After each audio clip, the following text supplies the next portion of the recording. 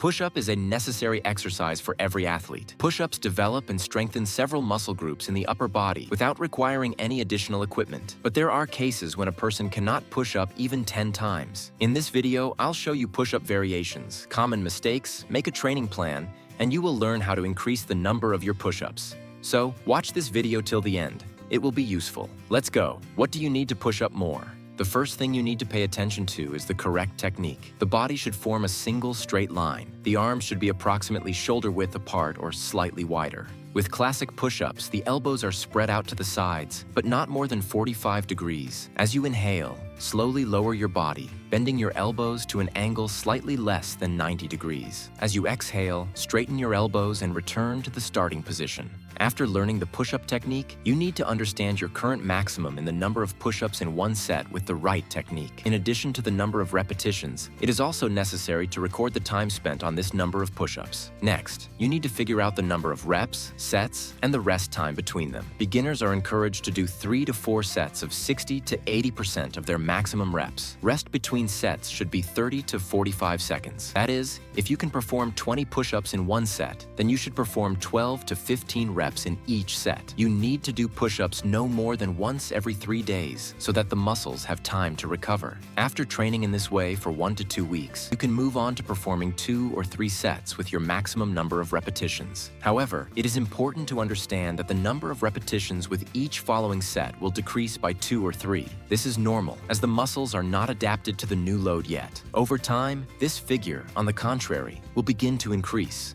In this way, you need to do push-ups 3 to 4 times a week, that is, every second day. To track your progress more visually, it is necessary to record the results of each of the 3 sets. At each next workout, you should try to increase the number of push-ups in each set by 1 or 2 reps relative to the results of the last workout. After a few workouts, a certain maximum in the number of repetitions will be reached. In this case, for the next 2 or 3 workouts, you must adhere to this number of push-ups, and then try again to increase the number of repetitions by 1 or 2.